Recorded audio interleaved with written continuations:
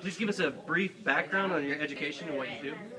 I actually went and studied neuroscience when I was in my undergraduate, and it was one of the first neuroscience programs, undergraduate neuroscience programs in the country, actually at Brown University.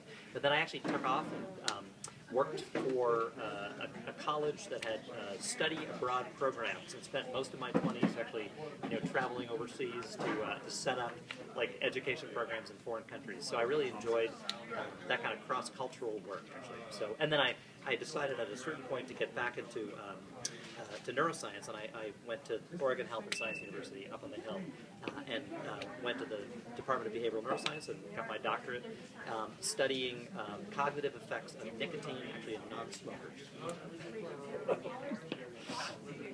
Can you briefly explain the program and what it entails? So what we're doing here is, part of what I did was when I went to graduate school, I actually had my first child actually right when I was about to defend, and so that like sort of takes you out of the whole postgraduate and research kind of endeavor or effort, actually, and it sort of sets you back in terms of pursuing sort of a research career. But what I did while my children, and I have two boys, were young, is I actually would teach classes. And I started teaching classes at Portland State University, for example, and also at Washington State University in Vancouver. But I never really, I ended up at a certain point, teaching 5 or 6 classes every term. My kids are now teenagers, but nobody ever really offered me like a full-time job. So I had suddenly started to say, wait a minute, what I should do is I should start to kind of leverage these sorts of connections, because there's a lot of terrific resources in the Portland, Vancouver area, and I had kids in the public schools, and there's a lot of need and a lot of, desire to actually bring in kind of cutting edge sort of science education and like information about if you're interested in science, where you can go with that actually into the Portland Public Schools. So I got students from Oregon Health and Science University actually first to come down to Portland State University and to Washington State University in Vancouver and get some teaching experience actually in classes in advanced neurophysiological psych classes, where I had prepared the undergraduates well to really understand what they were going to be discussing.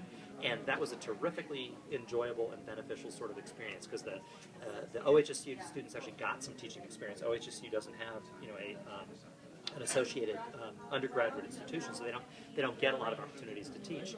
While the PSU students and the WSU students really got a lot of their questions answered about like, what does a graduate student do? Where do they go? Where do you go next? What's federally funded kind of research look like?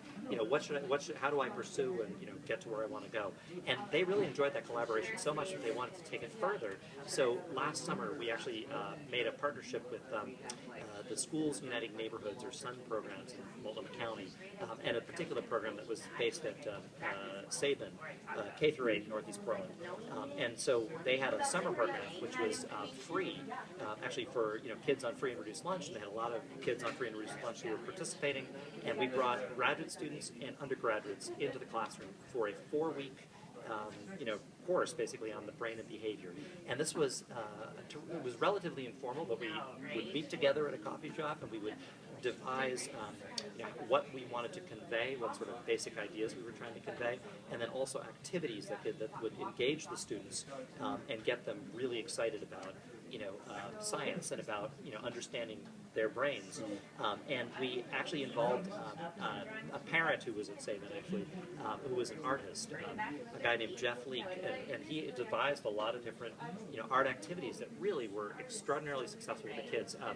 We discovered how engaging in sort of creative art projects really motivated kids, and also it extended the outreach that we were engaged in further, because they would create these extraordinary objects. I mean, we had like beautiful, sort of clay cerebrums that were painted, and they could tell you what each of the lobes did, for example, and they would take them home to family and to friends, and they would just have the parents would actually contact us and say, wow, my kid did this amazing, object, we have it on our mantle, and I've learned about the brain from him or her, and it was really, it was an extraordinary experience. So I went to the neuroscience conference in San Diego, and I talked to folks from the National Science Foundation, and they were very excited about this project because they liked the idea that we were involving students at multiple age groups. So we went from middle school, to college, to graduate school. So it connected everybody. So they sort of saw what the progress was in terms of where you, if you were excited about this stuff in middle school, you could pursue your interests all the way up, to the graduate level, and then beyond. And so we also they liked the art component a great deal because they really did like the idea that you were involving not just sort of, it wasn't just a sort of STEM outreach, but there's what's now becoming sort of popular in terms of attracting potentially federal funds is this whole idea of STEAM, adding art into science, technology, engineering, and mathematics. And then in addition, they like the interstate aspect of it as well because they're the federal government, and the fact that you were involving students from Washington State University along with students from PSU and OHSU was terrific too. So this summer they told me that we needed to ramp it up in the following ways. To first expand the program. So we have 3 sites this summer. Actually, we have Saban again, Jason Lee Middle School, and also Madison High School. We have entering freshmen at Madison participating, 80 students there. We also, they said you needed to attract some sort of grant support to show that it has support from other sources. And so I applied for a grant from the American Psychological Association, and I got the grant. So we have $5,000 to spend on site coordinators and supplies and things like that. Actually, that worked out really, really well. And then the third thing was to also gather data from the next summer experience. And so we're in the process now putting together assessments that look at student progress in terms of what are called performance expectations, which are required by, you're required to meet these performance expectations as part of what are called the next generation science standards that's being pushed by the federal government. And Oregon has adopted those standards, and so has Washington. Only one school district so far in Oregon is actually participating in actually implementing these standards, and that's Hillsborough. But at the same time, we're going to be assessing some of those basic performance expectations, like students should come away from our program with an understanding of structure, underlying function, and they should also come away with an understanding that there's change with experience over time, and an understanding of information processing as a result of information flow through neural networks, etc. So they're going to get all of that out of our program. And so this year we have participating students from graduate students from OHSU and WSU. We have undergraduates from WSU, PSU, and we also have Masters of Arts students participating from the Pacific Northwest College of Art, who are helping us to devise art activities that can convey a lot of this information. And we're going to be at those 3 sites this summer. Fantastic. Why would you say that this program is so exciting for you to be a part of? I really like teaching. I like actually the sort of creative nature of teaching and the service aspect of teaching too. I think there's something particularly about like middle schoolers who are so excited, about some of the stuff that you convey, and then like amazed at understanding, that there are specific networks in your brain, in their brains actually, that are, responding to this information, channeling it, in particular ways, and then, linking it up to certain sorts of behavioral responses that are, become more and more adaptive as they get older. And so, I like also the kind of creative ferment that results from people at multiple levels, actually, in terms of their understanding of the brain and behavior, sort of getting together and trying to figure out what is the core idea that you're trying to convey, that sort of explains what's going on, actually, and then how do you, make it accessible, to everybody at every age. And I like, that if you can, I always say that if you get in front of a classroom of middle schoolers and explain, something about the brain, you can do anything. So yeah, so it's great. It's great fun and and very exciting to do this kind of work. What would you say you enjoy most about the program? So I think it's actually the actual. So far I like it all. I like the preparation work that we've been doing. Actually, we've been getting together and bouncing off ideas and coming up with great activities. But the implementation it's a whole new level. I mean, you kind of are in that classroom. There's a certain energy there. The kids are just kind of expecting something, and then we put the effort in this year to really sort of deliver. I mean, one of the programs has already started at Saban, for example, and the other day we did our sheep brain dissections, and they were on it. I mean, they were really excited to be cutting, into like a brain. But then, also they were looking for particular structures at this point. We'd gotten to the point where they're like, so where is the hippocampus? What does it look like in a sheep? How do you get to it? We followed the visual system, and they saw really quite dramatically, like the optic nerves and the optic chiasm, and the optic tracts. We even cut, through part of the brain to look at the optic radiation. I mean, they really have a pretty clear understanding now of structure and function, and it really grabbed their attention. I think they know quite a bit about the brain. It's fantastic.